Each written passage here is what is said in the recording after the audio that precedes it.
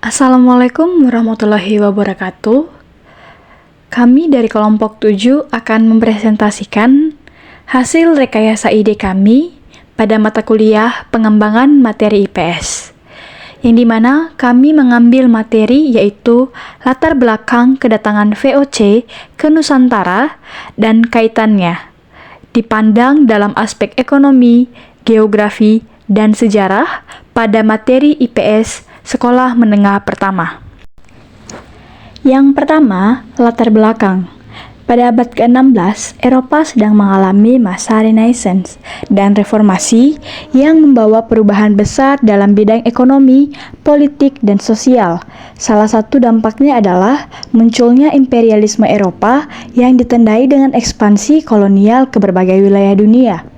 Dampak kedatangan VOC ke Nusantara yaitu memonopolinya perdagangan rempah-rempah. VOC memonopoli perdagangan rempah-rempah di Nusantara yang berpengaruh terhadap pemerintahan lokal dan memperkenalkan sistem pemerintahan kolonial, serta terjadinya perubahan sosial dan ekonomi yang besar di Nusantara. Jika dilihat dari aspek sejarah, VOC sendiri merupakan singkatan dari Vereenigd Post Indies Company atau VOC, Kongsi Dagang Belanda. Kemudian, VOC berkembang dan memonopoli perdagangan di kawasan Asia, terutama Indonesia. Bahkan, organisasi VOC bisa menyaingi Serikat Dagang Portugis dan Inggris yang sudah lama berdiri sebelum VOC. Akhirnya, Belanda resmi mendirikan VOC yang berarti Perserikatan Dagang Hindia Timur di Amsterdam. Lalu pada 1602, Belanda kembali ke Nusantara dan mendirikan kongsi dagang bernama VOC dan bersaing sengit dengan beberapa negara seperti Portugis, Spanyol, Inggris, dan Prancis. Kongsi dagang tersebut mendirikan markasnya di Batavia. Kemudian para anggotanya ikut mendirikan tempat di Indonesia, terutama di wilayah Maluku karena kaya akan rempah-rempah. Ada beberapa hak istimewa yang tercantum dalam piagam pada tanggal 20 Maret 1602 yang meliputi hak monopoli, kedaulatan, memelihara angkatan perang, memaklumkan adanya perang dan mengadakan sebuah perdamaian, hak merebut dan menduduki daerah-daerah asing di luar negara Belanda, hak menetapkan atau mengeluarkan mata uang sendiri, hak memungut pajak, hak mengadakan perjanjian dengan raja-raja setempat, dan terakhir ialah hak mendirikan benteng. Aspek geografi. Kedatangan Fok di Indonesia sangat dipengaruhi oleh faktor-faktor geografi yang mendukung kegiatan perdagangan dan penguasaan wilayah oleh Belanda. Berikut adalah beberapa aspek yang mendalangi kedatangan Fok di Indonesia. Yang pertama, posisi strategis Indonesia. Indonesia terletak di antara dua benua besar yaitu Asia dan Australia, serta dua samudra besar yakni Samudra Pasifik dan Samudra Hindia. Posisi ini menjadikan Indonesia sebagai jalur perdagangan yang sangat strategis karena menjadi penghubung antara timur dan barat. Yang kedua, kekayaan alam Indonesia. Indonesia kaya akan rempah-rempah seperti lada, cengkeh, pala, dan kayu manis yang pada masa itu sangat dicari oleh pasar Eropa, sehingga Belanda melalui Fok tertarik untuk menguasai perdagangan rempah-rempah tersebut. Yang ketiga, keberadaan pelabuhan dan selat-selat penting. Indonesia memiliki banyak pelabuhan yang strategis seperti Malaka, Batavia atau Jakarta, Makassar, dan Semarang. Yang keempat, kepulauan yang terbagi-bagi. Indonesia terdiri dari banyak pulau yang memberi keuntungan bagi Fok untuk menguasai berbagai kerajaan dan wilayah di kepulauan ini. Yang kelima, akses ke sumber daya alam. Selain rempah-rempah, Indonesia juga memiliki sumber daya alam lain seperti emas, perak, dan hasil bumi lainnya yang sangat berharga bagi perekonomian Eropa pada masa itu.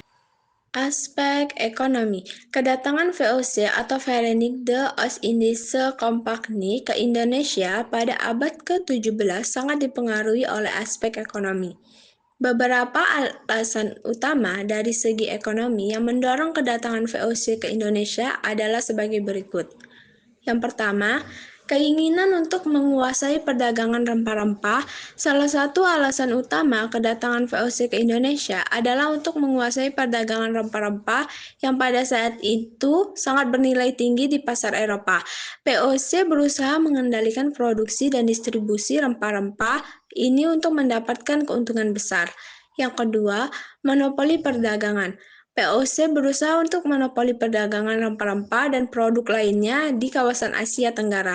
Mereka mendirikan pos-pos perdagangan dan menguasai jalur perdagangan untuk memastikan bahwa hanya mereka yang dapat mengendalikan aliran barang, yang pada gilirannya dapat meningkatkan pendapatan VOC di Eropa. Yang ketiga, mencari keuntungan dari sumber daya alam. Indonesia kaya akan berbagai sumber daya alam, selain rempah-rempah seperti hasil pertanian, hutan, dan hasil tambang. VOC melihat potensi besar dan memanfaatkan sumber daya alam ini untuk keuntungan mereka, dengan mengendalikan pertanian, perkebunan, dan eksploitasi hutan. Yang keempat, meningkatkan kekayaan dan kekuatan Belanda. VOC tidak hanya berfokus pada keuntungan pribadi mereka, tetapi juga untuk memperkuat kekayaan dan pengaruh negara Belanda. Keberhasilan VOC di Asia dapat meningkatkan posisi Belanda sebagai kekuatan ekonomi dan politik di Eropa pada waktu itu. Yang kelima, menguasai jalur perdagangan. VOC juga ingin mengontrol jalur perdagangan penting yang menghubungkan Eropa, Afrika, dan Asia.